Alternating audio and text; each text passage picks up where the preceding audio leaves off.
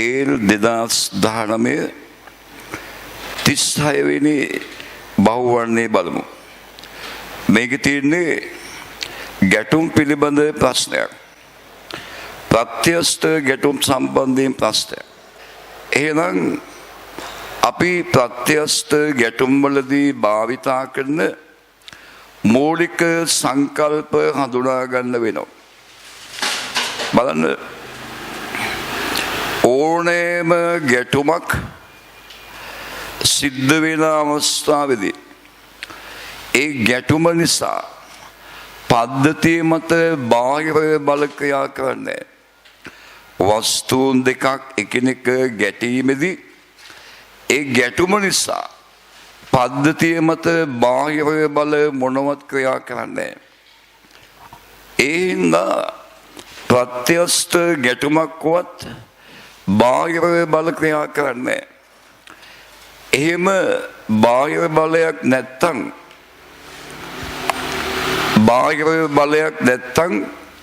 ගැටුමට ගම්මිතා සංස්ථිතිය බලංගු වෙනවා. සලකන දිශාවකට ගැටුමට පෙර පද්ධතිය ගම්මිතාවේ ගැටුමෙන් පස්සේ පද්ධතිය ගම්මිතාවයට සමාන වෙනවා.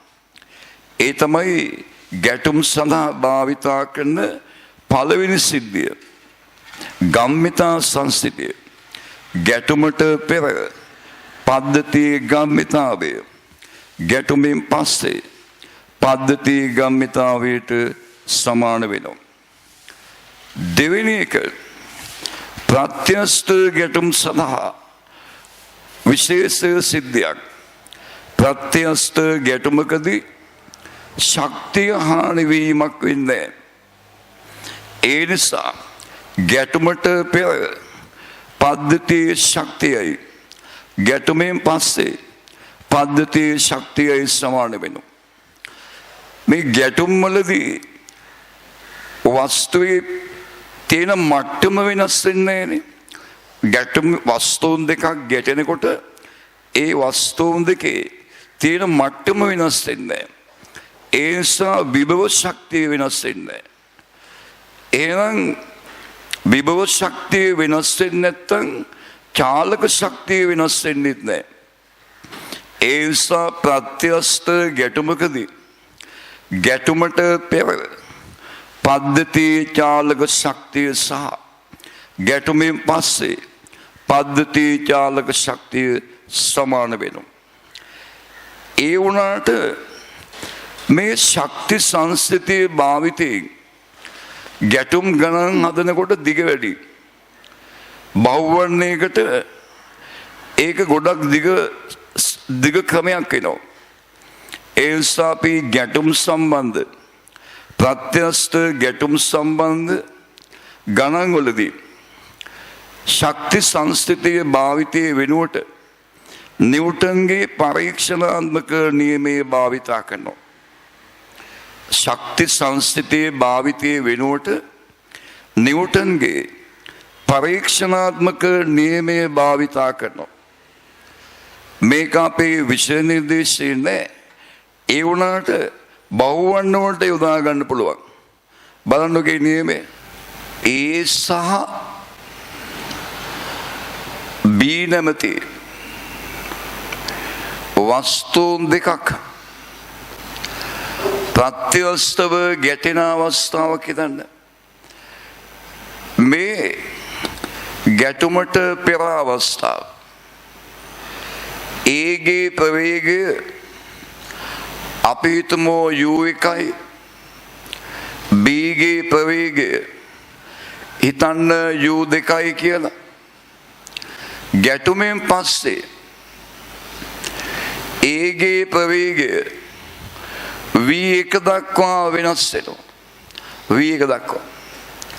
ගැටුමෙන් පස්සේ බීගේ ප්‍රවේගය v2 දක්වා වෙනස් වෙනවා කියලා හිතන්න. මේ ගැටුමෙන් පසු අවස්ථාව. මේ වගේ ප්‍රත්‍යස්ථ ගැටුම් වලට නිව්ටන්ගේ පරීක්ෂණාත්මක නියමය දැම්මම v ප්‍රවේගය ඒගේ බීට සාපේක්ෂව ඒගේ ප්‍රවේගය බීට සාපේක්ෂව ගැටුමට පෙර සමාන වෙනවා. ඒගේ ප්‍රවේගය බීට සාපේක්ෂව ගැටුමෙන් පසු මේකේ විනාගේ ඒගේ ප්‍රවේගය බීට සාපේක්ෂව ගැටුමට පෙර සමානයි ඒගේ ප්‍රවේගය බීට සාපේක්ෂව ගැටුමෙන් පසු ඒගේ ප්‍රවේගය බීට සාපේක්ෂව එකම දිශාවට යද්දී සාපේක්ෂ ප්‍රවේගය වන්නේ ප්‍රවේගාන්තරයෙන් ඒ සහ බී දෙන්නම එක පැත්තට යන්නේ. එතකොට බීට සාපේක්ෂව ඒගේ ප්‍රවේගය ඒගේ ප්‍රවේගයේ බීගේ ප්‍රවේගය අඩු කරනවා.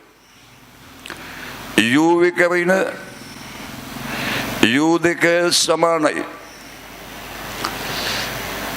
වෙන ගැටුමෙන් පස්සේ ඒගේ ප්‍රවේගය බීට සාපේක්ෂව ඒ යනවා v එකෙන් b යනවා v දෙකෙන් දෙන්නම එක පැත්තට එනම් v එක වෙනවා v දෙකයි.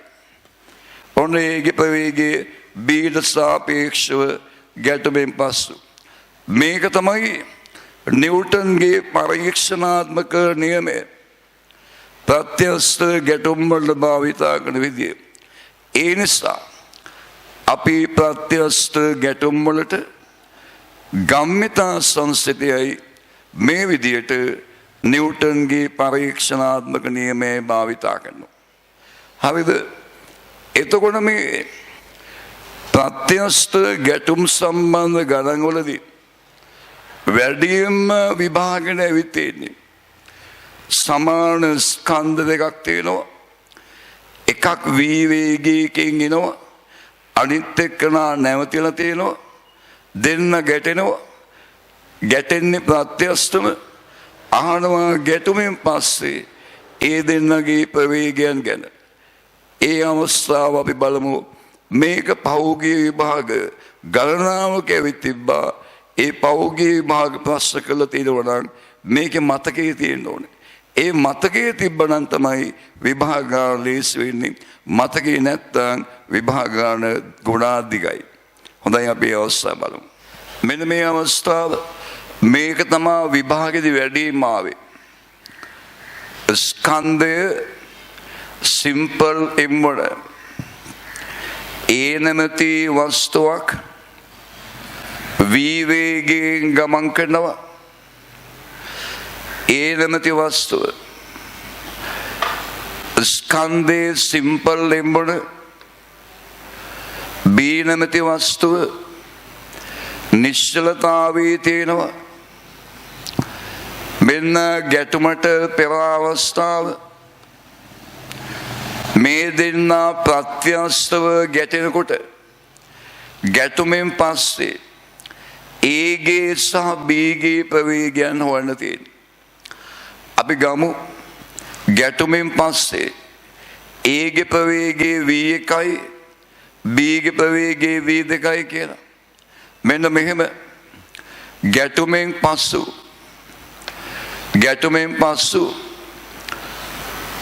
මේ ස්කන්ධයෙන් වන ඒ ලබා ගන්නා ප්‍රවේගය හිතන්න v1යි. ඊළඟට ගැටුමෙන් පස්සේ ස්කන්ධයෙන් වන b ලබා ගන්නා ප්‍රවේගය හිතන්න v2යි කියලා. v2 මම මුලින්ම මේ ගැටුමට දානවා ගම්මිතා සංසිද්ධිය මේ පැත්තට. ගැටුමට පෙර පද්ධතියේ ගම්මිතාවය සමාන කරනවා ගැටුමෙන් පසු පද්ධතියේ ගම්මිතාවයට. ඒගේ ස්කන්ධයෙන් ප්‍රවේගයේ වී එකයි. ඒගේ ගම්මිතාවේ MB ගැටුමට පෙර ඒගේ ගම්මිතාවේ MB B නිශ්චලතාවයේ තියෙන්නේ. Bගේ ගම්මිතාවේ බිඳුවයි. ගැටුමෙන් පස්සේ ඒගේ ප්‍රවේගයේ V1 ස්කන්ධයෙන් ගම්මිතාවේ MV එකයි. දන ගැටුමෙන් පස්සේ Bගේ ස්කන්ධයෙන් ප්‍රවේගයේ V2යි. දැන් බලන්න හැම පදයකම සිම්පල් M තියෙනවා අයින් වෙනවා. A ස්ථා එනවා මෙතනින් V සමානයි. V1 දාන V2යි. පළවෙනි සමීකරණය නොදන්නා පද දෙකයි. සමීකරණ දෙකක් අවශ්‍යයි. අපි දෙවනි සමීකරණය ගන්නේ මේ ගැටුමට නිව්ටන්ගේ පරීක්ෂණාත්මක නියමයේ භාවිතයෙන්. නිව්ටන්ගේ පරීක්ෂණාත්මක නියමය දෙවෙනි සම්බන්ධය ගන්නේ මේ ගැටුම සඳහා නිව්ටන්ගේ පරීක්ෂණාත්මක නියම භාවිතයෙන්. බලන්නේ ගන්න විදිය. අපි මේ ගැටුම සඳහා නිව්ටන්ගේ පරීක්ෂණාත්මක නියමයේ යෙදුවොත් ආරම්භයේදී ඒගේ ප්‍රවේගයේ V නැවතිලා ගැටුමෙන් පස්සේ ඒගේ ප්‍රවේගයේ V1යි Bගේ ප්‍රවේගයේ V2යි. ප්‍රත්‍යස්ත ගැටුම් සඳහා ගැටුමට පෙර ඒගේ ප්‍රවේගය Bට සාපේක්ෂව ගැටුමට පෙර ඒගේ ප්‍රවේගයේ Bට සාපේක්ෂව සමාන වෙනවා ඍණ ඒගේ ප්‍රවේගය Bට සාපේක්ෂව ගැටුමෙන් පසු Bට සාපේක්ෂව ඒගේ ප්‍රවේගය එකම පැත්තට යද්දී අඩු කළ ගන්නේ. ඒගේ ප්‍රවේගයේ V Bගේ ප්‍රවේගයේ බිඳුවයි.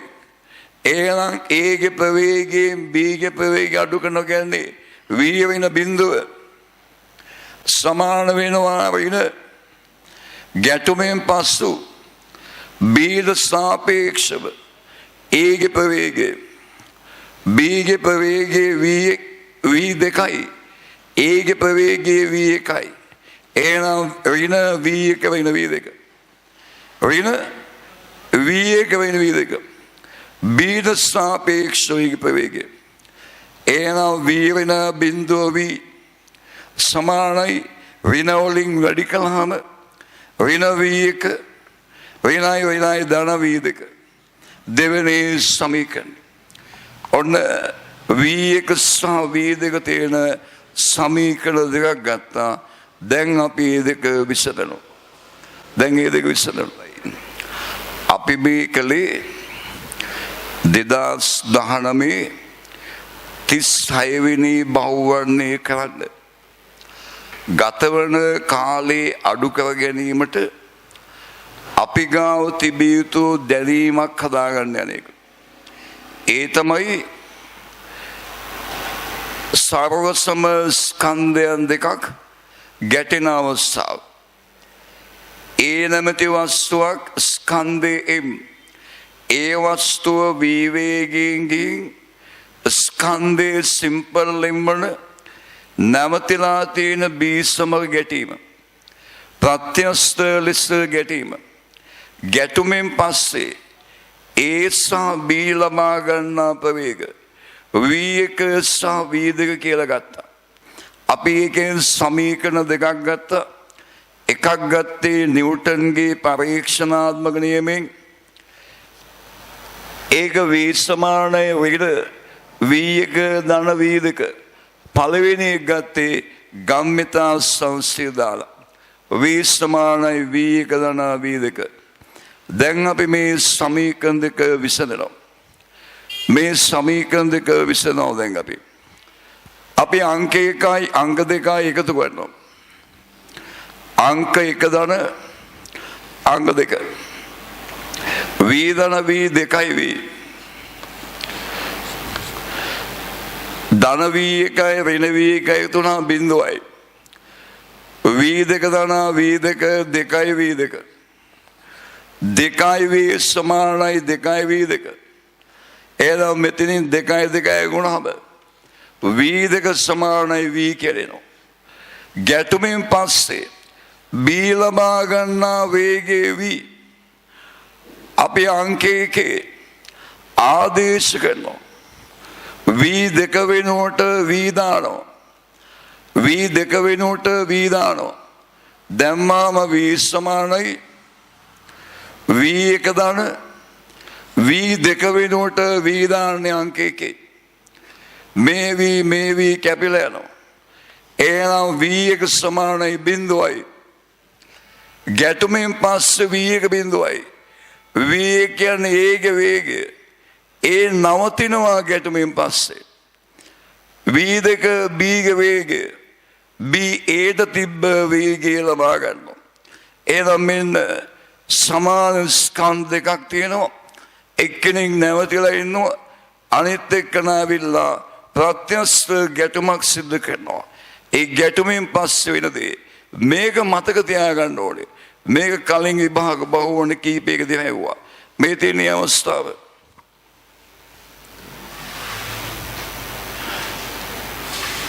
ඒ නැමැති ස්කන්ධය ඒ නැමැති වස්තුව ස්කන්ධේ V වේගයෙන් යනවා. ස්කන්ධයෙන් වල B නැමැති වස්තුව නැවතිලා තියෙනවා.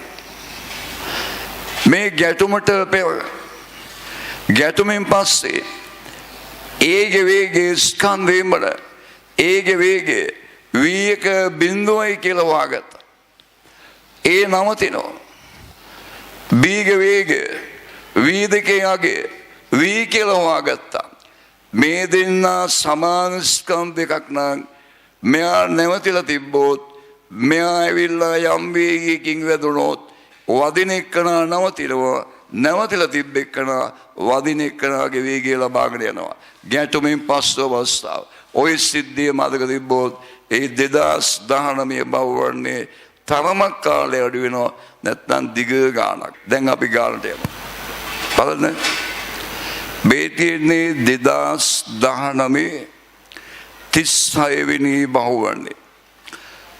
මේ ගානේ තියෙන්නේ ස්කන්ධේ එම්බැගින් වන බෝල තුනකුයි ස්කන්ධේ දෙකයින් වන 4 වෙන බෝලයයි සරල රේඛාවක සමාන පරතරයකින් තියලා තියෙනවා. ස්කන්ධේ එම්බැගින් වන බෝල තුනයි ස්කන්ධේ දෙකයින් වන බෝලයකුයි සමාන පරතරයකින් සරල රේඛීයව තියලා තියෙනවා. මෙන්න මේ පළවෙනියට V වේගයක් ලබා දෙනවා. එයා ගිහින් මෙයාගේ ගැටෙනවා. මෙයා මෙයාගේ ගැටෙනවා. මෙයා මෙයාගේ ගැටෙනවා. ඔය විදිහට ගැටුම් ගොඩාක් වෙනවා. ඒ සියලුම ගැටුම් වලින් පසු මෙන්න මේ පද්ධතිය ගමන් කරන විදිහන්නේ.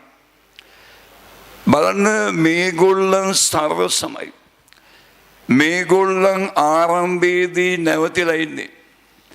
මේගොල්ලන්ගේ ස්කන්ධ සමානයි. මේ තුන් දෙනාම ආරම්භයේ නැවතිලා. මෙයත් ආරම්භයේ නැවතිලා. හැබැයි ස්කන්ධ දෙකයි. දැන් අර කලින් අපි ඉගෙන ගත්තනේ මේම ස්කන්ධේ එම්වනේ කෙනෙක් නැවතිලා තිබ්බොත් මෙයා V වේගයෙන් ඇවිල්ලා වැදුනොත් ගැටුම ප්‍රත්‍යස්තනම් මෙයා නවතිනවා. මෙයා V වේගයෙන් යනවා. එහෙනම් මෙයයි මේ ගැටුණෙන් පස්සේ පළවෙනිය නවතිනවා. පළවෙනිය නවතිනවා. දෙවෙනියා V වේගයෙන් යනවා. දෙවෙනියා V වේගයෙන් යනවා. පළවෙනිය නවතිනවා. දෙවෙනියා V වේගයෙන් ගිහලා මෙයාගේ ගැටෙනවා. මෙයාගේ ස්කන්ධයයි මෙයාගේ ස්කන්ධය සමානයි. මෙයා නැවතිලා ඉන්නේ. මෙයා V වේගයෙන් ගැටෙනවා. ගැටුණාම මෙයා නවතිනවා. මෙයා V වේගයෙන් යනවා. එහෙනම් දැන් පළවෙනිව නැවතිලා දෙවෙනියා නැවතිලා තුන්වෙනියා එයාගේ ස්කන්ධයෙන් එයා විවේකයේ පැහැදිලිනේ මෙයා විවේකයෙන් ආවා නැවතිලා එන්න දෙවෙනියාගේ ගැටුණා දෙන්නගේ ස්කන්ධ සමානයි මෙයා නවතිනවා මෙයා විවේකයෙන් යනවා මෙයා විවේකයෙන් ගිහිල්ලා නැවතිලා එන්න මෙයාත් එක්ක ගැටෙනවා දෙන්නගේ ස්කන්ධ සමානයි මෙයා නවතිනවා මෙයා විවේකයෙන් ඊළඟට මෙයා විවේකයෙන් ගිහිල්ලා මෙයාත් එක්ක ගැටෙනවා මෙයාගේ ස්කන්ධය දෙකයි ඒක හිතලා ගන්න මේ ඒක හදන්න වෙනවා ගැටුමෙන් පස්සේ මේ දෙන්නගේ චලිතය තුන්වෙනියා විවේකයෙන් යනවා හතරවෙනියා නැවතිලා ඉන්නේ අපි බලමු ගැටුමෙන් පස්සේ මොකද්ද වෙන්නේ කියන එක තේමවල ගැටුමෙන් පස්සේ වෙන සිද්ධිය මොකද්ද බලමු තේමවල තුන්වෙනියා සහ හතරවෙනියාගේ ගැටුම මේ තියෙන්නේ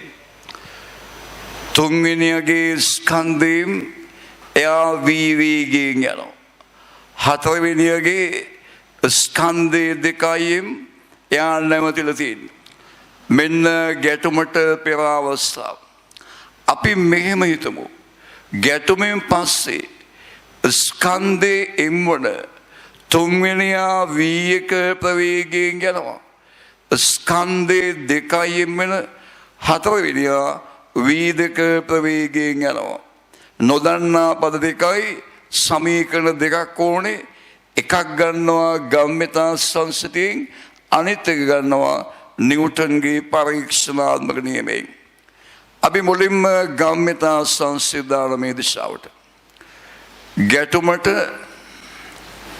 පෙර පද්ධතියේ ගම්මිතාවේ සමානයි ගැටුමෙන් පසු පද්ධතියේ ගම්මිතාවේ මෙයාගේ ස්කන්ධයෙන් ප්‍රවේගයේවි ගම්මිතාවේ එම්බී මෙයා ස්කන්ධය දෙකයින් නැවතිලා ඉන්නේ ගම්මිතාවේ බිඳුවයි මෙයාගේ ගැටුමෙන් පස්සේ ප්‍රවේගයේ V1 ස්කන්ධයෙන් ගම්මිතාවේ MB1 මෙයාගේ ස්කන්ධය දෙකයින් ප්‍රවේගයේ V2 ගම්මිතාවේ දෙකයින් V2 හැම පදයකම M තියෙනවා අයින් කරනවා එතකොට මෙතනින් V එනවා V සමාන වෙනවා V1 දාන දෙකයි V2 අපි හිතමු පළවෙනි සමීකරණය ඔන්න එක සමීකරණයක් ගත්තා ගම්මිතා සංසිද්ධිය දාලා අනිත් එක ගන්නේ නිව්ටන්ගේ පරීක්ෂණාත්මක නියමයෙන් අපි ඒකත් ගමු හොඳයි අපි මේ අවස්ථාවට නිව්ටන්ගේ පරීක්ෂණාත්මක නියමය දාමු ගැටෙන්නේ තුන්වෙනි හතරවෙනි ඒ නම් ප්‍රවේගය තුන්වෙනියගේ හතරවෙනියට සාපේක්ෂව ගැටුමට පෙර සමාන වෙනවා ප්‍රවේගය තුන්වෙනියගේ හතරවෙනියට සාපේක්ෂව ගැටුමට පසුවල ඍණාගය හතරවෙනියා නැවතිලා ඉන්නේ එනම් එයාට සාපේක්ෂව මෙයාගේ ප්‍රවේගය මෙයාගේ වීනේ වී වෙන බිඳුව සමාන වෙනවා ඍණ තුන්වෙනියගේ ප්‍රවේගයේ V1 හතරවෙනියගේ V2 හතරවෙනියට සාපේක්ෂව තුන්වෙනියගේ V1 වෙනවා V2 V වෙන බිඳුව V සමානයි ඍණ V1 ඍණය වෙනයි ධන V2 දෙවෙනි සමීකරණය ඔන්න අපි සමීකරණ දෙකක් ගත්තා දෙවෙනි එක ගත්තේ නිව්ටන්ගේ පරීක්ෂණාත්මක නියමයේ භාවිතයෙන් දැන් මේ සමීකරණය විසඳන්න තියෙන්නේ අපි විසඳීම කරමු ගම්මිතා සංස්කෘතියෙන් ලබාගත් සමීකරණය V සමානයි V1 ධන 2 V2 පළවෙනි එක මේ තියෙන්නේ නිව්ටන්ගේ පරීක්ෂණාත්මක නියමයෙන් ලබාගත් සමීකරණය V සමානයි ඍණ V1 ධන V2 අපි අංක 1යි අංක 2යි එකතු කරනවා V ධන V2